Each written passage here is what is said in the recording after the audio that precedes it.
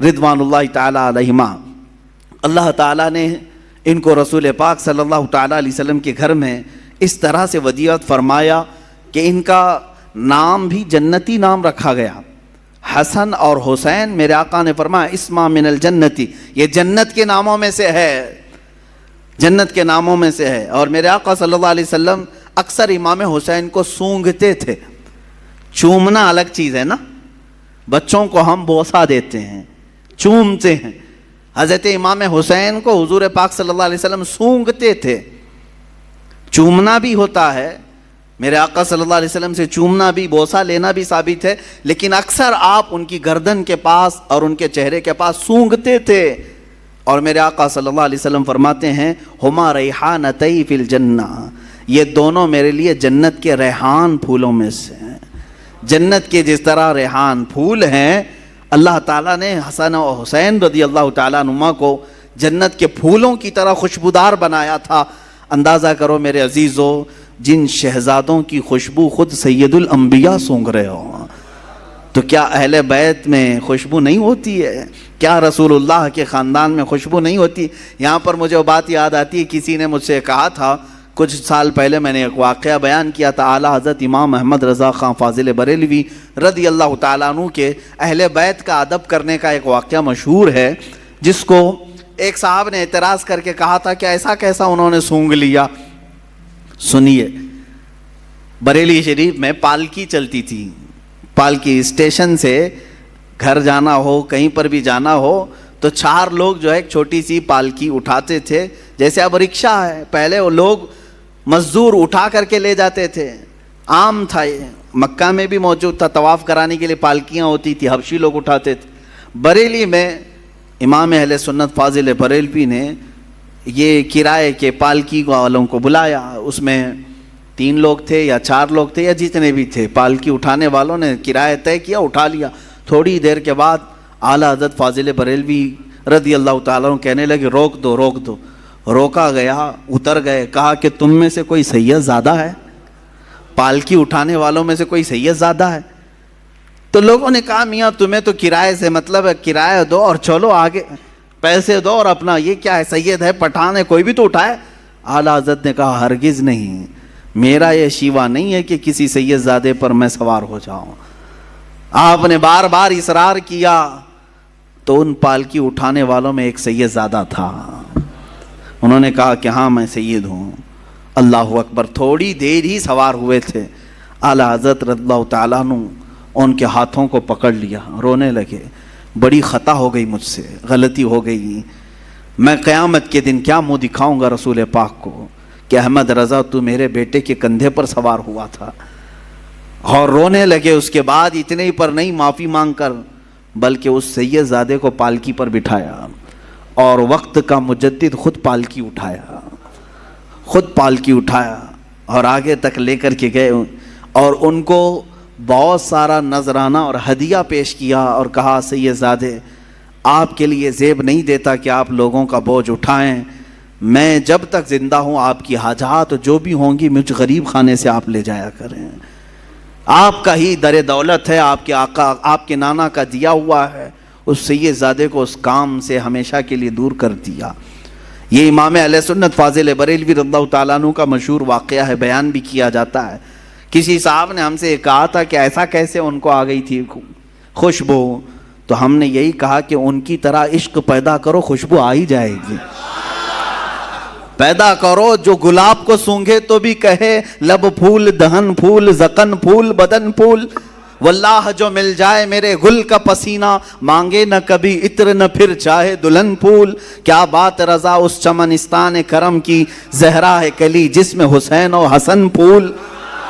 یہ بریلی کا امام ہی تو کہتا ہے جس کی زندگی عشق میں ڈوبی ہوئی ہے، جس جگہ پر بھی دیکھیں یہ اعلیٰ حضرت کے نغمے، کیا یہ عشق نہیں پیدا کرتے؟ آج 100 سال کے بعد بھی سننے والے جھوم جاتے ہیں۔ اس بریلی کے تاجدار کے سینے میں عشق کتنا رہا ہوگا، جو ہمیشہ اس زمانے میں لوگ میرے آقا کی ناپ رہے تھے کتنا ہے، کیا کیا ہے، کیسے کیسے ہیں حضور کے بارے میں۔ اس وقت اس امام نے پکار کر کہا تھا سرور کہوں کہ مالک و مولا کہوں تجھے، باغ خلیل کا گل زیبا کہوں تجھے، حیران ہوں میرے شاہ میں کیا کیا کہوں تجھے. یہ کس نے کہا تھا؟ امام زمن، امام اعلیٰ، امام اہل سنت نے کہا تھا ان کی طرح محبت اور عشق پیدا کرو، اس نبی کی آل کی خوشبو بھی تمہیں خود آئے گی، آئے گی. ہاں بدبو رکھے ہو اور دل میں بغض اور کڑھن ہو تو پھر یہ تمام اعتراضات بھی تمہارے دل سے، سینے سے نکل کر کے زبان پر آتے رہیں گے. بہرحال عزیزان گرامی، رسول پاک صلی اللہ تعالیٰ علیہ وسلم حسنین کریمین کو سونگھا کرتے تھے اور کہا کرتے تھے، فرمایا کرتے کہ یہ جنت کے پھولوں میں سے کچھ پھول ہیں جو اللہ تعالیٰ نے مجھے عطا کیا. برا ہو ان ظالموں کا جنہوں نے جنت کے ان پھولوں کو بھی نوچ دیا اور انہیں بکھیر دیا. اسی کو اعلیٰ حضرت نے اپنے سلام میں کہا تھا، کتنے بکھرے ہوئے ہیں مدینے کے پھول، یا کربلا تیری قسمت پہ لاکھوں سلام. کربلا کے میدان پر سلام بھیجتے ہوئے اعلیٰ حضرت نے یوں کہا تھا کہ یہاں بکھرے ہوئے ہیں، یہ مدینے کے پھول ہیں. جس جگہ دیکھو رسول اللہ کا کوئی نہ کوئی شہزادہ نظر آتا ہے. اس زمین کو بھی اعلیٰ حضرت نے سلام پیش کیا تھا. عزیزان گرامی وقار، رسول پاک صلی اللہ تعالیٰ علیہ وسلم کا گھرانہ یقین جانیں اللہ تعالیٰ کی بارگاہ میں معزز گھرانہ ہے. حضرت عمر ابن خطاب رضی اللہ تعالیٰ عنہ امیر المومنین ہیں، جن کی نیکیاں اللہ کی بارگاہ میں بہت زیادہ ہیں اور جن کے بارے میں خود میرے آقا نے فرمایا میرے بعد اگر کوئی نبی ہوتا تو وہ عمر ہوتے. اتنی ساری فضیلتیں ان کے پاس ہیں، لیکن مدینے میں ایک وقت ایسا آیا کہ قحط آ گیا، بارش نہیں آ رہی تھی، لوگ سوکھا پڑ گیا تو پریشان ہو گئے. سب امیر المومنین کے پاس آئے. جانتے ہو امیر المومنین عمر ابن خطاب رضی اللہ تعالیٰ عنہ، جن کو اللہ تعالیٰ نے بہت سارے انعامات سے نوازا، وہ زاہد بھی ہیں، متقی بھی ہیں، پرہیزگار بھی ہیں، رسول پاک صلی اللہ علیہ وسلم کے خلیفہ بھی ہیں، سب ہیں. دعا کے لیے خود ہاتھ اٹھا دیتے نہیں، بلکہ سارے لوگوں کو میدان میں جمع کیا اور پھر اس کے بعد حضرت عباس رضی اللہ تعالیٰ عنہ کو گھر سے بلایا جو رسول پاک صلی اللہ علیہ وسلم کے چچا تھے، اور بیچ میدان میں آ کر کے حضرت عباس کا ہاتھ پکڑا اور عرض کیا، اے اللہ تیرے نبی کے رشتہ دار کا ہاتھ میرے ہاتھ میں ہے، میں بارش تجھ سے مانگتا ہوں، تو میری بات کو رد نہ فرما. مدینے والے روایت بیان کرتے ہیں حضرت عمر نے ابھی ہاتھ چھوڑا بھی نہیں تھا کہ مدینے میں بارش شروع ہو چکی تھی. اہل بیت کے وسیلے سے دعا کی جائے اللہ قبول فرماتا ہے.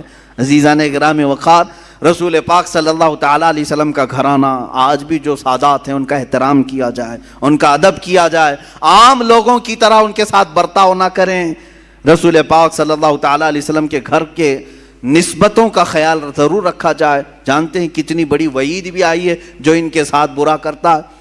ایک خاتون، بڑی کتابوں میں لکھا ہوا ایک خاتون جو رسول پاک صلی اللہ علیہ وسلم کے خاندان سے تھیں، وہ بڑی پریشان ہو گئیں. ان کے شوہر کا انتقال ہو گیا بچوں کو لے کر کے، چھوٹی چھوٹی بچیاں تھیں. ایک شہر میں آئیں، شہر میں ایک بہت بڑے رئیس تھے، وہ مسلمان، اس کے گھر آئیں، اس سے کہا کہ میں نے اپنی بچیوں کو مسجد میں ٹھہرایا ہے اور میں رسول پاک صلی اللہ علیہ وسلم کے خاندان سے ہوں، میں حضور کی آل میں سے ہوں، میری کچھ مدد کر دو میری بچیوں کے لیے.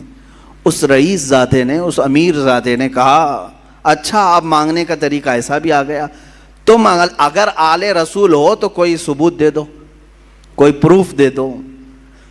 تم حضور کی آل میں سے کہتی ہو، اپنے آپ کو کیا ثبوت ہے تمہارے پاس؟ وہ خاتون وہاں سے چلی گئی، اس کے پاس سے مدد کی کوئی امید نہیں تھی تو چلی گئی.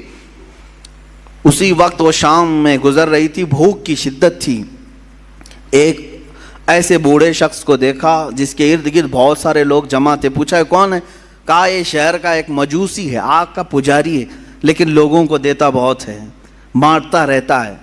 یہ خاتون وہاں گئی اور اس سے کہا، اپنا معاملہ بھی بتایا کہ میں حالات کی ماری ہوئی ہوں، پریشان ہوں، میری بچیاں مسجد میں ہیں اور میرا گھر سب ختم ہو چکا ہے.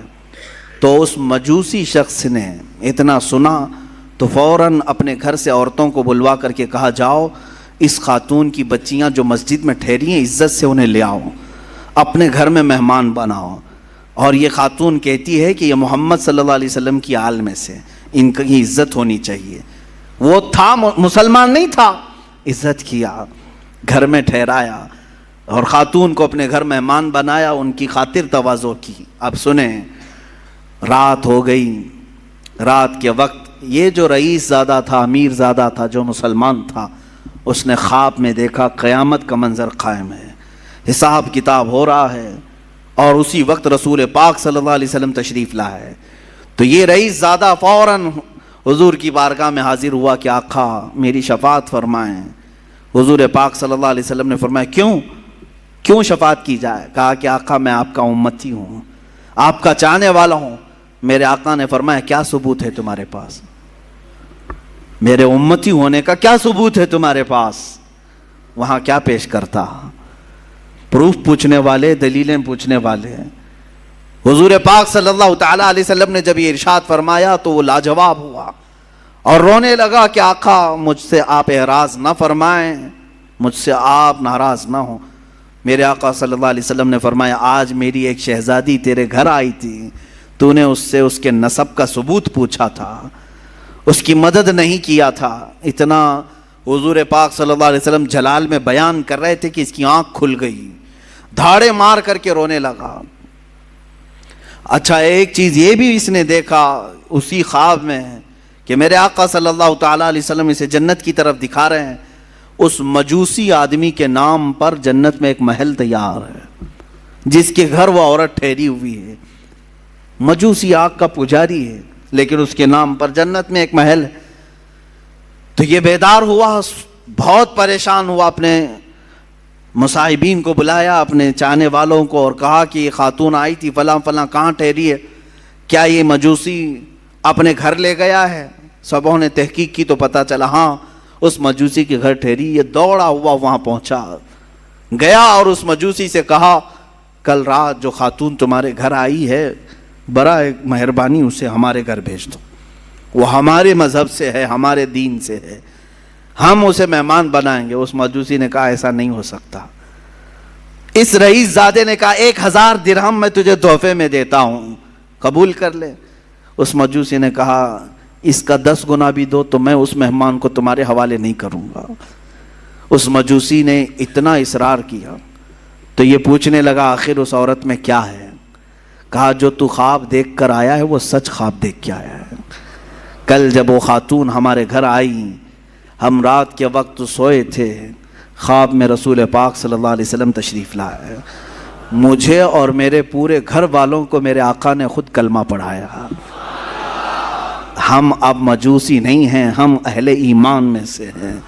رسول پاک صلی اللہ علیہ وسلم نے ان کی آل میں سے ان کی ایک شہزادی کی عزت پر اتنا بڑا انعام دیا کہ ہمیں دائرہ ایمان میں لایا، اور پھر میرے آقا نے اشارہ کر کے بتایا کہ اے فلاں کل تو اٹھے گا تو جنت میں مولا تیرے لیے فلاں محل تیار رکھے گا۔ میرے آقا کی یہ بشارت میں نے سنی اور تجھے پھٹکارتے ہوئے بھی میں نے خواب میں سنا، تو نے جو دیکھا وہ سچ دیکھا ہے۔ عزیزان گرامی وقار وہ روتے گڑ گڑاتے واپس چلا آیا۔ زندگی کی کوئی اگر کمائی تھی تو اس نے سوچا کہ سب لگا کر کے حاصل کر لوں، مگر اہل بیت کا احترام نہ کرنے کی وجہ سے ساری اس کی کمائی، ساری عبادتیں ایک طرف رہ گئی اور آگ کا پجاری بازی لے گیا صرف اہل بیت کی عزت اور احترام کرنے کی وجہ سے۔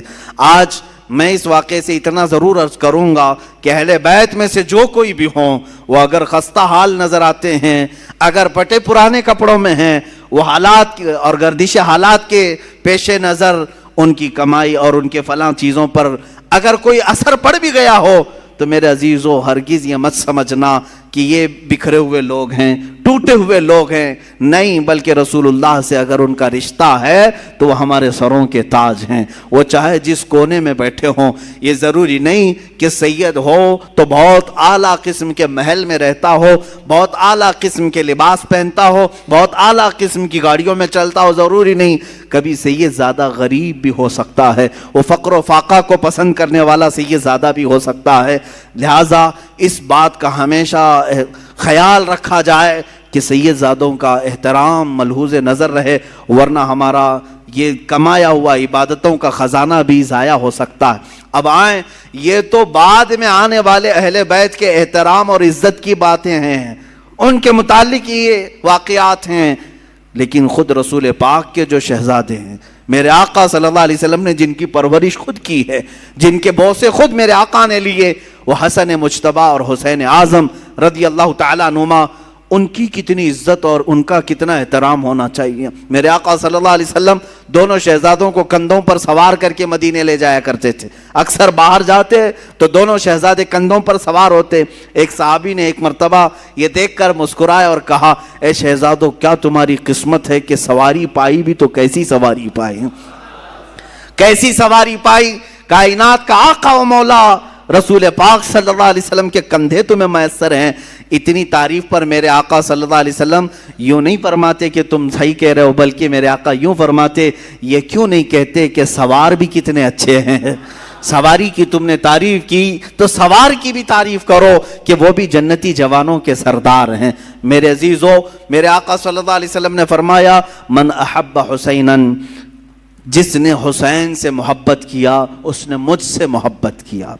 اور میرے آقا صلی اللہ علیہ وسلم کی ایک حدیث یہ بھی ہے کہ انا من الحسین و حسین منی و انا من حسین، حسین مجھ سے ہے اور میں حسین سے ہوں۔